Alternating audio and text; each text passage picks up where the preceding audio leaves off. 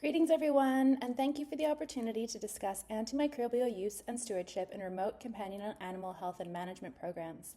My name is Dr. Jessica Hoops, and I'm the One Health Research Coordinator for Animal Management in Rural and Remote Indigenous Communities, also known as AMRRIC. We're a national not-for-profit organization in Australia that works with Aboriginal and Torres Strait Islander communities to both coordinate and facilitate animal health and management programs. My current role is focused on building relationships between researchers and communities across Australia to support respectful and culturally appropriate research projects that address pertinent knowledge gaps. Prior to this role, I spent several years working as a veterinarian in non-for-profit organizations in both Fiji and Papua New Guinea with a focus on developing humane, sustainable, and effective dog and cat population management strategies. I would like to start off today by acknowledging the traditional custodians of the lands that I am speaking to you from today, the Yurganji people and their family groups within, and I would like to recognize their ongoing connection to the lands and waters that I am speaking to you from today. I would also like to pay my respect to elders both past and present and extend that respect to all Aboriginal and Torres Strait Islander peoples here today. I would also like to take this opportunity to pay my respects to the First Peoples of nations across the globe, particularly those who may be tuning in this evening. Antibiotics are critical for human and animal health, but the use and overuse of these medicines in both people and animals has given rise to the development of antimicrobial resistance. When this happens, bacteria and other pathogens no longer respond to antimicrobial agents that were once considered to be an effective treatment. This makes it harder to treat infections and increases the likelihood of disease spread, serious illness, and even death for both people and animals. From the human healthcare field, we know that antimicrobial resistance, its drivers, and the consequences of it are exacerbated by social determinants of health, such as poverty, disadvantage, and health inequities. Here in Australia, people living in rural and remote communities are faced with geographic isolation, as well as other factors such as inadequate housing, overcrowding, and limited access to healthcare service, which is associated with higher rates of disease and injury compared to people that live in urban areas. As a result, people living in rural and remote Australian communities experience some of the highest rates of antimicrobial use and some of the highest rates of resistance. Based on existing research, we know that antimicrobial resistance can be passed between people and animals, and even cats and dogs are now recognized as a potential source of resistant infections for people. While it is often overlooked, cats and dogs share a close association and lifestyle with members of their community and face many of the same non-medical determinants of health. Factors such as poverty and limited access to veterinary services not only predispose to overpopulation and higher rates of infectious disease and injury that often motivate animal management programs, but they can also act as a driver for the transmission of infectious diseases between people and animals, including antibiotic-resistant infections. The role of dogs in particular in the development of antibiotic resistance in remote First Nations communities here in Australia has been suggested, and a lack of research in this area is a critical knowledge gap. Some people may not realize it, but Australia is actually really big, and the majority of the Australian continent, especially in areas away from the coastline, is considered to be remote and very remote. Over 60% of Australian First Nations people live in remote and very remote communities, with limited access to animal health products and veterinary services. To provide some perspective, if we look at the Northern Territory, which has an area of over 1.4 million square kilometers, there are only 5 locations that have permanent veterinary clinics, shown as the red spots on this map. For First Nations communities, our studies show that the average as the crow flies distance to the nearest veterinary clinic is just under 175 kilometers and up to 540 kilometers for communities in more remote locations. Road travel and severe weather can also drastically impact access to veterinary clinics and animal health products, and for some parts of the year, access to even basic veterinary services is nearly impossible. To overcome these barriers and minimize the risks to the health of both people and animals, local governments often engage visiting veterinarians to deliver community-wide animal health and management programs. These programs focus on desexing and providing preventative treatments such as parasite management, as well as medical and surgical treatments to manage other animal health issues. These programs face similar constraints to outreach programs in other parts of the world, where facilities are determined by what is locally available and equipment is limited only to what that can be easily transported. Veterinary services in this context in Australia are often funded by the local government or through sponsorship and donations, and are usually restricted to 1 to 2 weeks, 2 to 3 times a year. For the rest of the year, communities in these areas are usually without access to both veterinary services and even basic animal health products. While antibiotics are important for keeping people and animals healthy, responsible use of antibiotics is critical to safeguarding the effectiveness of these medicines for future generations. In many countries, antibiotic use and stewardship guidelines have been developed to help inform the appropriate and responsible use of these medicines. But the effectiveness of these guidelines relies on their real-world applicability and the capacity for antibiotic prescribers to adhere to them. In many cases, these guidelines were developed as a gold standard for antibiotic use by veterinarians working in permanent clinics in urban areas. And because of this, they often fail to accommodate for some of the unique challenges encountered during remote outreach work. Field-based and outreach desexing programs are widely used around the world to reduce overpopulation and the negative impacts of free-roaming cat and dog populations. These programs often occur in areas where the non-medical determinants of health have the potential to have the greatest impact on the transmission of infectious diseases and antimicrobial resistance. Because of this, the responsible use of antibiotics in these situations is absolutely critical, and understanding patterns of antimicrobial prescribing in this context is an important part of developing effective guidelines for people working in this space. To get a better understanding of antibiotic use and prescribing practices in remote Australian animal health programs, as well as an understanding of the challenges and barriers in implementing existing stewardship practices in remote settings, we did a prescription audit of antibiotics used by AMRRIC and its veterinary partners between January 2017 and December 2022. Data for our study was extracted from available anesthetic records, as well as our purpose-built AMRRIC app, which is used for census taking and medical record keeping while our teams are out on program. For those who may be interested, this application is now available on the App Store and Google Play. The initial database contained over 76,000 treatment and procedure records from over 23,000 animals. The data was then cleaned to find those records where antibiotics were given. We also delivered an online survey to a network of 60 veterinarians working in remote and very remote community animal health and management programs to get a better understanding of the unique challenges they face when making decisions about giving antibiotics to cats and dogs while on program. While only 22% of veterinarians invited to participate actually completed the study, the results provide some really important insights about some of the challenges around responsible antibiotic use in outreach settings. Our prescription audit identified a total of 2,353 antibiotic treatments given to 2,089 animals across 112 communities and outstations. This is equivalent to roughly 9.1% of all the animals included in the initial data set getting at least one antibiotic.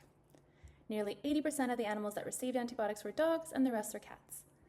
Our results suggest that the overall use of antibiotics in these programs is quite low, with most of the antibiotics being used being of medium or low importance for human medicine, according to the Australian Strategic and Technical Advisory Group on Antimicrobial Resistance. Trimethoprim sulfadoxine was the most common antibiotic used, accounting for 39% of all the antibiotics given, followed by penicillins at 19%, amoxicillin at 16%, and amoxicillin clavulanic acid at 7%. Nearly all of the antibiotics used were systemically administered and given as a single-dose injection under the skin. We noted a similar spectrum of antibiotics, including amoxicillin clavulanic acid, penicillin, amoxicillin, doxycycline, and trimethoprim sulfonamide combinations were listed as the first-line treatments for the top 5 indications for antibiotic use in our animal health and management programs from respondents from our online survey. From our prescription audit, the use of prophylactic antibiotics to prevent surgical infections in field-based desexing programs accounted for nearly 80% of all the antibiotics used in the study, followed by wounds and traumatic injuries at about 14%. Other common medical indications for antibiotics included conditions affecting the soft tissue, so things like abscesses and cellulitis, the tick-borne disease ehrlichiosis, which recently came into Australia, eye problems, and skin disease. This also mirrors results from our online survey, where desexing and surgical prophylaxis, wounds, skin and soft tissue infections, and ehrlichiosis were reported as the top 5 indications for antibiotic treatment. Based on data from our study, it is unlikely that selection pressure from antibiotic use on programs is really driving the development of antibiotic resistance. However, we know that the nature of field-based program delivery poses several challenges that are not encountered in standing veterinary clinics, and these can impact the responsible use of antibiotics in these settings according to the existing guidelines. From our online survey, we know that only 1 out of 11 veterinarians said yes when asked if they felt that the existing guidelines catered to the challenges they encountered when working in remote animal health programs. When we asked them to describe the main challenges implementing these guidelines, several themes emerged. Things like remote travel and field-based programs limiting the availability of equipment like autoclaves, medications, consumables, and other supplies. The fact that facilities and local amenities are determined by what's locally available and may not be to the same standard encountered in purpose-built veterinary practices. That there is limited potential for diagnostic testing in the field, and it's often not possible to send samples to the lab while they're still viable for testing. Also, that free-roaming cat and dog populations with varying degrees of socialization can make it really hard for owners to give oral antibiotics at home.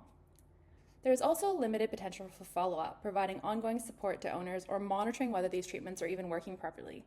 This increases the risk of negative outcomes, treatment failure, and post-surgical infection, as well as other complications. One example of these challenges being put into practice is the use of prophylactic antibiotics to help prevent infection in cats and dogs undergoing routine desexing procedures. As mentioned, nearly 80% of all the antibiotics identified in our prescription audit were given to dogs and cats undergoing surgical desexing, or spay and neuter. Similarly, 75% of our online survey respondents reported using antibiotics for this purpose, with 38% of them reporting using them frequently. But existing guidelines for surgical prophylaxis recommend against the use of antibiotics for uncontaminated, short surgical procedures, and desexing would fall under this. So why are veterinarians doing this? Ultimately, vets in these situations want what's best for the health and welfare of the animals they are treating, and they want to continue to build and support trusting relationships within the community. For them, this means they have to minimize the risks of serious and potentially life-threatening complications from surgery, including post-operative infections. From our online study, veterinarians listed factors such as the local surgical facilities and conditions and the availability of equipment such as autoclaves to sterilize surgical instruments, and the limited availability of post-surgical care, which increases the risk of grave outcomes in animals experiencing surgical infection, as very important considerations for the use of antibiotics in this context. When antibiotics are used, our guidelines also state that the timing of antibiotic treatment needs to make sure there's enough antibiotics in the tissues at the time the first surgical incision is made. Based on the guidelines we have, this means that intravenous antibiotics would need to be given about 30 to 60 minutes before you start surgery, and you'd need to have 2 hours before surgery for antibiotics like amoxicillin and clavulanic acid that are given under the skin or in the muscle. But our prescription audit shows that nearly 83% of all the antibiotics used in patients for spay and neuters were given perioperatively. So for this we mean within 30 minutes of the first incision to the time of closure. As nearly 3/4 of all the antibiotics used for this purpose were given as a subcutaneous injection under the skin, this kind of goes against the existing guidelines, and it really isn't clear if and how these antibiotics are working to protect these patients from post-operative infections. From our prescription audit, at least part of the reason that these medicines are being given during surgery rather than before surgery is simply a matter of timing, and it really reflects the efficient nature of our veterinarian teams that are involved in outreach desexing programs. If we look at the idea of giving antibiotics under the skin or in the muscle at the time the dog or cat is sedated, we find that the average time between sedation and the start of surgery for our surgeons was just shy of 45 minutes, which is a pretty far cry from the 2 hours that are recommended. Similarly, if we look at giving these antibiotics intravenously at the time of induction, the average time between induction and the start of surgery for our surgeons was only 11 minutes, not the 30 minutes that are recommended. These types of challenges really underscore the need for further research to develop context-specific guidelines for antibiotic use in field-based spay and neuter programs. Recently, the World Small Animal Veterinary Association, or WSAVA, has released a set of guidelines around reproductive control in cats and dogs, which includes considerations around antibiotic use to prevent surgical site infection. The guidelines acknowledge that field-based surgeries have a higher likelihood of contamination and therefore a higher risk of infection than those performed under ideal conditions in purpose-built facilities. The guidelines also state that antibiotic prophylaxis should be considered for spay and neuter procedures in clinical situations that may either 1, increase the risk of infection, or 2, where infection could have a disastrous consequence. Both of these may be at risk in field-based spay and neuter programs. So looking at everything together, while the intermittent nature and specific scope of work encompassed by animal health and management programs in Australia is likely associated with low antibiotic use and low selection pressures for resistance, we need to remember that every time an antibiotic is used in a patient, there is a chance of resistance developing. Challenges associated with remote field-based animal health programs are not well researched, and therefore they're not well represented in existing antimicrobial stewardship guidelines. This makes it really hard for veterinarians working in the industry to make the best possible decisions around the use of antibiotics for their patients, their communities they support, and the shared environment. Right now, there's no research that specifically evaluates the risk of surgical site infections in field-based spay and neuter programs compared to those in purpose-built clinics, nor are the risks for post-operative infection in free-roaming cats and dog populations really established. More research is obviously needed to better understand these challenges, how they impact infection risk, and this is particularly important for animals undergoing desexing procedures in field-based programs. We also need to understand the unique spectrum of risk factors encountered in field-based programs and when they warrant the use of antibiotics, so that effective guidelines can be developed to help veterinary teams navigate decision-making around antibiotic use. Since this study was undertaken, we've had the opportunity to discuss these concerns with the WSAVA Therapeutic Guidelines Technical Working Group and have some great ideas on how to move forward in addressing these knowledge gaps.